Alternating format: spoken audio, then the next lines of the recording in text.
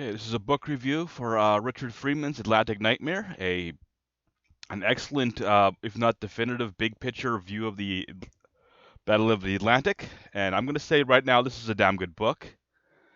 Um, it's a nice balance here. You got again, it does focus on the entire the Battle of Atlantic campaign, but it also goes into enough detail to keep the grognards happy. It's approachable. It covers the German surface fleet and the failures thereof. So overall, it's a very good, very comprehensive, and it's easy to pick up. So that right there is, well, yeah, it's dang. So the central premise here is Mr. Freeman goes into identifies 7 failures of the Kriegsmarine, goes over the course of the book, goes step by step as the timeline progresses. He also makes the argument that the Kriegsmarine probably should have won the Battle of the Atlantic, because as badly prepared as they were, the British failures were just as large. In particular, it's important to note that they before pre-war thinking, they thought sonar had solved the submarine problem. It's very important to keep that in mind, which is why they basically got caught with their pants down. So, uh, I mean, goes into the politics inside the German Reich. Covers the technical advances, the sheer amount of effort the Allies put into developing tactics and technology, and can contrast this to the Germans, who are basically running things out of a hat. So, I mean,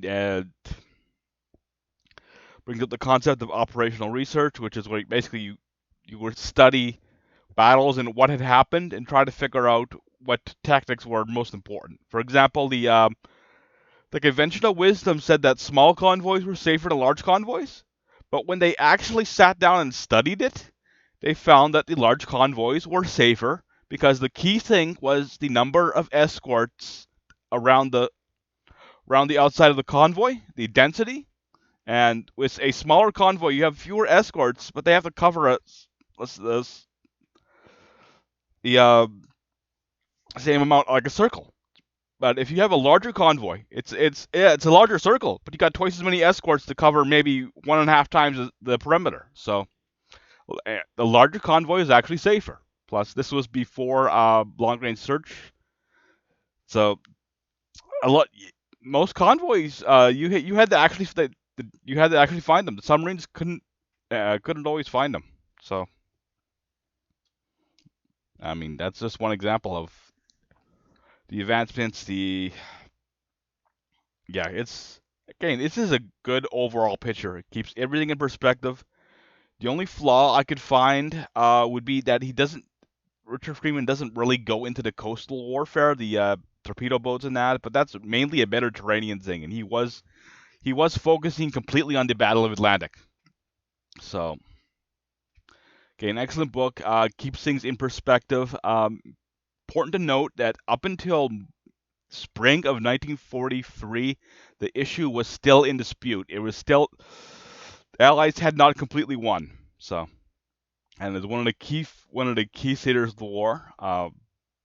If nothing else, just for the lend-lease of the Soviet Union, because the Soviets were getting most of their trucks from the Allies. So, and again, Eastern Front is a much closer affair than people realize. So, anyway, great book, well worth the Kindle price of $3 or $4.